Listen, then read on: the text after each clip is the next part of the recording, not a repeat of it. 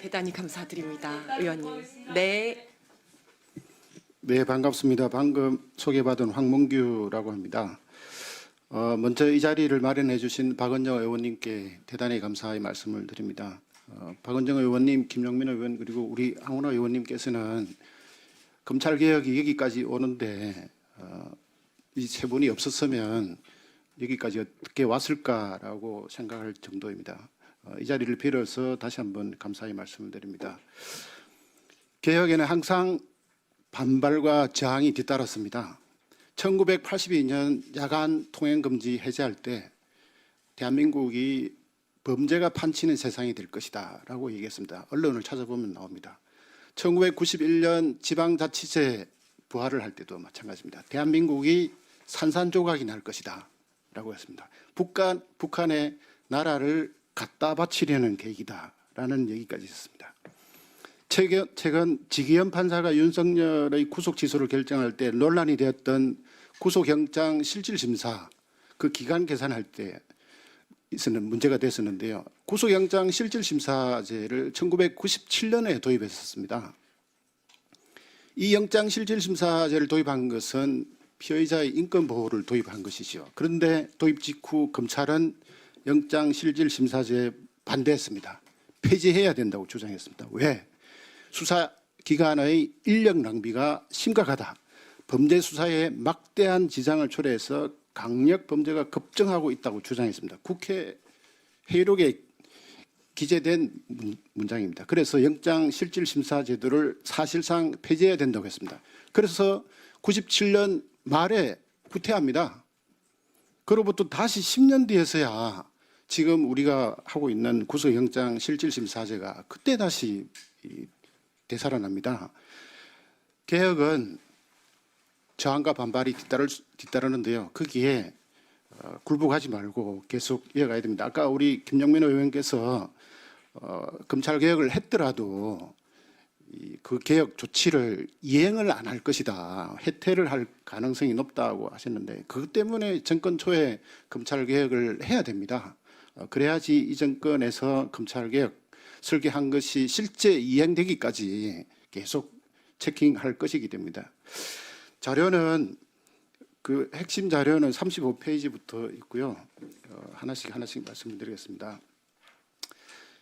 수사와 기소는 실체적 진실을 발견해 가는 연속적인 절차 내에 존재하는 것이어서 양자의 분리는 불가능하다. 41페이지입니다. 그렇게 얘기를 합니다. 틀린 주장은 아닙니다. 그러나 수사와 기소의 경계 지점의 양자를 연결하는 매개체가 있으면 저는 가능하다고 생각합니다. 이 양자를 연결하는 매개체가 바로 보안수사권이고 보안수사 요구권입니다. 두 개는 보안수사를 한다는 점에서 동일합니다. 단지 그 보안수사를 누가 하느냐의 차이일 뿐입니다. 보안수사권으로도 양자를 연결할 수 있지만은 우리는 무소불위의 검찰이 지난 정권에서 무엇을 했는지 알고 있습니다. 검찰 통치를 했습니다. 윤석열 정권 정치검찰 조작기소 의혹 사건 진상규명 국정조사에서 이런 검찰권의 오남용 폭력적인 검찰권 행사의 경험을 가지고 있습니다. 그래서 검찰을 폐지하고 수사권을 가진 중수청과 기소권을 가진 공수청으로 분리하는 것입니다. 그렇다면 이 양자를 연결하는 매개체인 보안수사권을 절대 허용해서는 안 됩니다. 그래서 저는 보안수사 요구권을 수사와 기소를 연결하는 합리적 매개체로 제안합니다. 일부에서는 검사의 보안수사권이 있어야지 수사의 완결성 또는 기소의 책임성을 보장할 수 있다고 얘기를 합니다. 그런 측면이 있을 수 있습니다. 그런데 검사의 보안수사권 그리고 그것과 결합한 기소권에 대해서는 어떻게 통제할 것입니까? 지금 현 시점이라면 저는 검찰에서 보안수사를 잘한 그런 사례를 내놓을 것이 아니라 공소관으로서의 역할을 어떻게 하면 재정립할 것인가 여기에 치중해야 되는데 계속 보안수사를 잘하고 있다는 것을 내놓고 있습니다. 저는 거기에 경찰이 적극적으로 대응해야 된다고 생각하지만은 저는 그런 기사를 보면서 하나도 대응 안 해도 되겠다는 생각이 들었습니다. 왜? 보안수사 요구권으로도 다 가능하기 때문입니다. 예, 보안 수사권이 있으면 과연 수사의 완결성과 기소의 책임성을 100% 달성할 수 있다고 보장할 수 있습니까? 다는 못합니다. 반대로 보안 수사권으로 100% 달성할 수 있다면 보안 수사 요구권으로도 가능합니다. 왜 안 되겠습니까? 두 개 다 보안 수사를 하는 건데, 왜냐하면 그 보안 수사를 누가 하느냐의 차이일 뿐입니다. 경찰이 하면 되고 검찰이 하면 안 됩니까? 저는 오히려 검찰이 하면 또 수사, 조작, 기소할 우려가 더 크다고 생각합니다. 예, 문제는 여기에 있는 것이 아니라요. 보안 수사권은 필연적으로 경찰, 앞으로 중수청도 마찬가지겠죠. 수사기관의 무책임한 수사를 조장할 수밖에 없습니다. 예전에 그랬었습니다. 경찰의 1차적 수사 종결권이 주어지기 전에 경찰은 저도 수사를 직접 했었습니다. 타이핑도 치고 송곳으로 사건 기록을 꿰매기도 하고요. 경찰은 송치하면 끝, 검찰이 알아서 하겠지라는 생각이 팽배해질 수밖에 없습니다. 왜? 보안 수사권을 가지고 경찰이 한 수사권을 이리저리 바꾸고 자기 마음대로 할 것이기 때문에요. 그리고 현실적으로도 불가능합니다. 어떻게 가능하겠습니까? 24년 기준 연간 약 173만 건에 달하는 전체 형사 사건에 대해서 검사가 일일이 수사지휘권을 행사할 수 있겠습니까? 안 됩니다. 그래서 예전에 이랬습니다. 수사지휘를 하는 것도 하지 않는 것도 아닌 검찰이라고 이렇게 지적을 했습니다. 이 지적을 한 분이 친검찰 쪽에 있는 학자입니다. 이게 그러니까 이 보안 수사권도 마찬가지입니다. 보안 수사권을 가지고 있다고 해서 모든 173만 건에 대해서 경찰이 송치해온 사건을 다 보안 수사할 수 있습니까? 못한다고 저는 생각합니다. 그래서 정권 송치 주장도 말이 안 되는 거죠. 그리고 수사지휘권도 또 마찬가지로 말이 안 되는 겁니다. 21년 수사권 조정 이후에 경찰이 전체 불송치한 사건이 24년 기준 53만 건입니다. 여기에서 재수사 요청한 건이 14,000 건입니다. 이 시점으로 검찰에 송치된 건이 5만 건입니다. 그 나머지를 중복되는 분도 있을 텐데요. 그 나머지 47만 건은 그냥 아무런 보안 수사도 안 한 거잖아요. 근데 이 사건들에 대해서는 이렇게 지금 그 재수사 요청 이 신청에 대해서 하는 것도 이 정도밖에 못 하는데 어떻게 다 하겠다는 겁니까? 불가능한 것을 계속 하겠다고 얘기하는 것입니다. 검사가 저는 보안 수사를 한다는 말은 검사가 관심을 두는 사건에 대해서는 보안 수사를 할 것입니다. 뭐 여기서 관심을 둔다는 말은 진짜 실체적 진실을 발견하고픈 것도 있을 것이고 정관예우를 좀 해주고 싶은 것도 있을 것이고 뭐 여러 가지가 이유가 있겠죠. 그 관심을 가지고 두는 사건에 대해서는 보안 수사를 행사할 것인데 나머지 사건은 보안 수사도 안 하는 것이고요. 그러면 수사기관에서는 수사가 제대로 됐습니까? 아까 보안 수사권은 필연적으로 무책임한 수사를 조장할 수밖에 없다 그랬습니다. 그러면 나머지는 전부 다 수사기관도 검사도 무책임 무관심한 상태에서 사각지대에 놓이는 겁니다. 이게 검찰이 얘기하는 피해자 보호를 위한 것입니까? 사회적 약자를 위한 것입니까? 아닙니다. 만약에 검사가 관심 가지는 일부 사건에 대해서만 수사의 완결성, 기소의 책임성을 기대한다면 저는 검사에게 보안수사권을 인정해도 된다고 생각합니다. 그 외에는 그렇지 않다면 보안수사권을 허용해서는 안 될 것입니다. 일각에서는 공소시효가 임박한 경우, 시급한 경우처럼 이런 데는 보안수사권을 줘야 되는 것 아니냐 이렇게 얘기를 하는데요. 자, 예컨대 공소시효가 이틀밖에 안 남았습니다. 그렇게 해서 송치가 되었어요.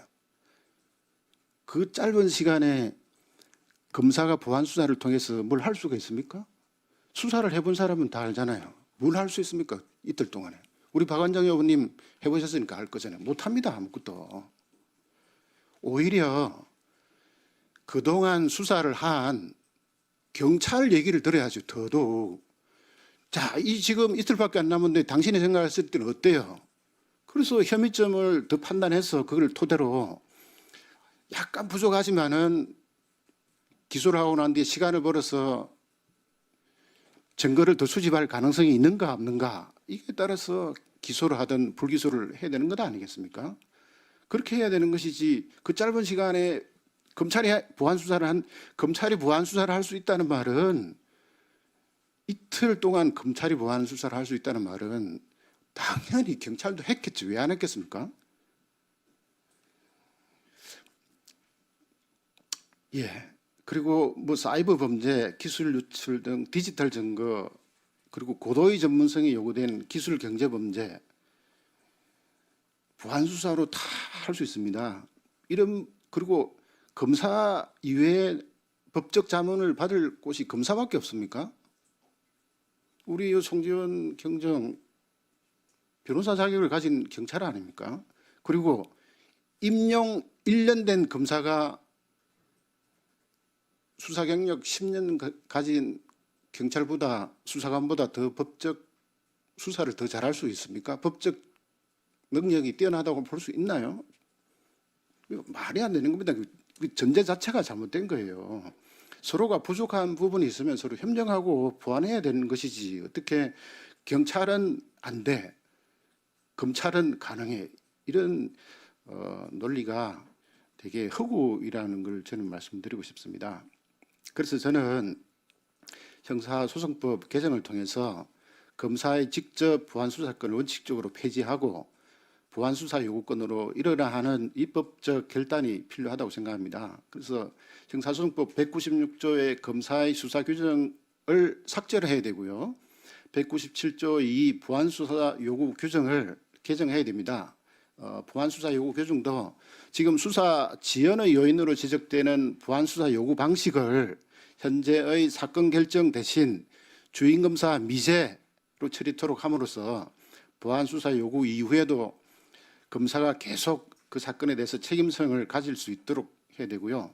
보안수사를 요구하는 경우에도 보안수사 요구의 대상, 이유 등을 문서로 명시하는 등 표준화된 방식에 따라서 할 수 있도록 해야 됩니다. 지금 현재 뭐 나중에 이제 우리 세 분이 더 실무를 더 말씀드리겠지만은 보안수사 요구가 정말 엉터리 같은 보안수사 요구도 굉장히 많다는 지적이 여기저기서 나오고 있습니다. 그리고 보안수사 요구를 신속히 이행할 수 있도록 수사기관의 이행 기간을 좀 예시적으로 명시할 필요가 있지 않을까 저는 생각합니다. 통상 3개월 하되 긴급한 경우에는 적시로 이렇게 명시를 할 필요가 있고요.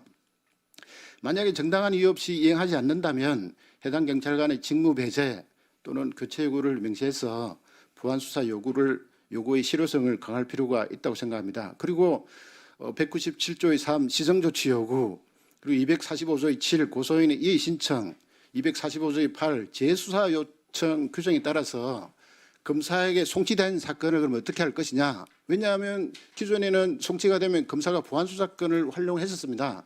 이럴 경우에도 보안수사권이 허용되지 않기 때문에 보안수사 요구의 절차를 준용해서 하도록 해야 됩니다. 지금 3라운드 형사소송법 개정을 남겨놓고 있는데요. 온통 보안수사권을 주느냐 마느냐의 문제에 집중되어 있는데 사실은 공소청 검사가 지금 현재 공소청으로 분리되었지만은 여전히 영장 청구권과 재판 회부 여부를 결정하는 기소권을 사실상 독점하고 있습니다. 엄청난 권한입니다, 이게. 어디 유튜브에서 우리 어떤 의원님께서 검사 출신 의원님께서 이 두 개의 권한만 가지고도 엄청난 권한이어서 이 두 개를 통제하지 않으면 안 된다는 지적을 하시는데요. 저도 마찬가지라고 생각합니다. 저는 그래서 영장 청구권의 핵심은 검사가 청구하는 게 아니라 법원 판사가 발부하는 데 있습니다. 그래서 사실은 헌법 개정을 통해서 영장 청구권을 폐지해야 되는 것이 타당하지만은 헌법 개정은 뭐 시일이 많이 걸릴 것이기 때문에 형사소송법에 영장심의위원회 규정을 좀 더 실질화해야 될 필요가 있습니다. 현재 구성과 운영을 법무부령에 맡겨놓고 있는데 이거를 전부 다 형사소송법으로 상향해서 영장심의위원회의 투명성, 공정성을 제고할 수 있도록 해야 되고요. 그리고 검사의 기소권이 또 다른 절대 권력으로 군림하지 않도록 시민적, 사법적 통제가 절실하다. 그걸 위해서 저는 첫 번째, 검사의 객관 의무를 명시적으로 규정해야 됩니다.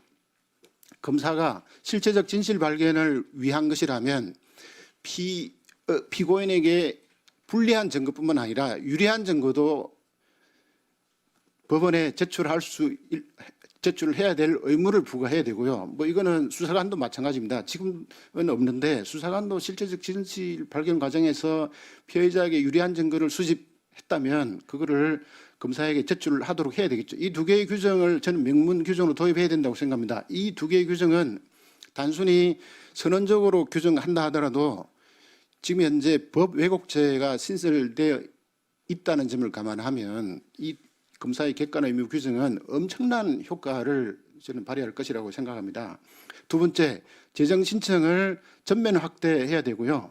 그리고 그 재정 신청에 따라서 인용된 사건에 대해서 공소유지를 전담할 변호사 제도를 도입을 해야 된다고 생각합니다. 아울러 기소권을 견제할 수 있는 법적 구속력을 갖춘 미국의 기소 배심 제도, 대배심이라고 하죠. 일본의 검찰 심사의 제도와 같은 제도의 도입을 전면적은 아니지만은 과도기적으로 도입해서 기소권을 견제할 필요가 있다고 생각합니다.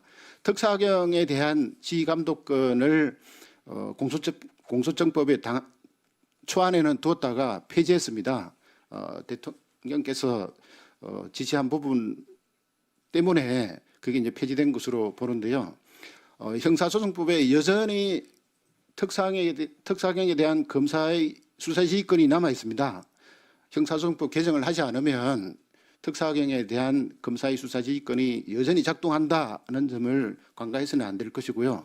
특사경에 대한 검사의 수사지휘권을 폐지한다고 해서 특사경이 뭐 엉망이 된다는 얘기를 하는데 전혀 그렇지 않습니다. 사실은 특사경의 경우에 일부 금융감독원, 뭐 지적재산권 같은 경우에는 훨씬 더 뛰어나면 뛰어나지 모자라지 않습니다. 여러분들 자세히 살펴보시면 우리 박원정 의원께서 더 잘 아시겠지만은 검찰이 그 서울 남부지검의 정권 범죄 수사에 굉장히 전문성을 가지고 있습니다. 그 토대는 다 파견받은 특사경을 가지고 하는 겁니다. 그래서 특사경 잘하는 특사경이 있고요, 이제 부족한 특사경이 있는데 주로 이제 지자체입니다.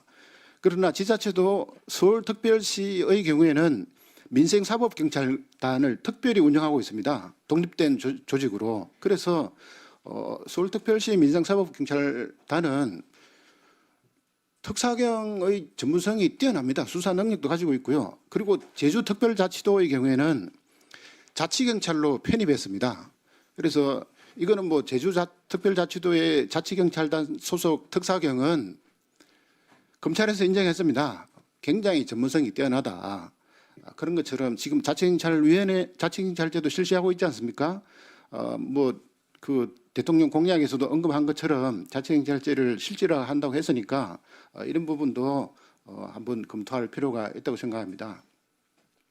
그리고 수사기관의 인식 패러다임을 바꿔야 됩니다. 아까 박원정 의원께서도 지적하셨듯이 경찰이 이제 수사가 1차적 수사 종결권이 2020년 검경수사권 조정 이후로 주어졌는데도 불구하고 여전히 아직도 기존의 수사 지휘를 받는 그 행태와 인식에서 벗어나지 못하고 있습니다. 마치 벼룩 유리천장을 덮어놓은 벼룩이 유리천장을 떼도 거기까지만 뛰듯이 우리 경찰의 수사도 수사의 책임성도 여전히 그런 것 아닌가라는 지적이 있습니다. 그래서 그거를 뛰어넘을 수 있는 역량을 갖춰야 되고요. 인식의 전환이 필요하다고 생각이 됩니다. 그런 측면에서 저는 몇 가지만 말씀드리면서 제 발제를 마치겠습니다. 첫째, 경찰의 수사에 대해서 이 단순히 수사 실적뿐만 아니라 기소율, 유죄 판결률 그리고 보안 수사 요구의 적정 이행도 등을 경찰 수사관에 대한 성과 지표로 이렇게 담아서 수사관들의 역량을 평가를 해야 되고요. 그리고 사법 경찰관의 상한이 현재 경무관까지로 되어 있는데 저는 경찰의 최고 계급까지 치안 총감까지 사법경찰관의 범위를 확대할 필요가 있다고 생각합니다. 그리고 사법경찰관의 하한이 현재 경위로 되어 있습니다. 근데 마침 이번에 중수청이 신설됐는데 중수청의 경우에 사법경찰관을 7급 이상으로 이렇게 얘기를 하고 있습니다. 그렇다면 경찰의 경우에도 7급에 상당하는 경사까지 사법경찰관의 범위를 확대하는 게 어떨까 뭐 이런 생각을 하면서 제 발제를 마치겠습니다. 감사합니다.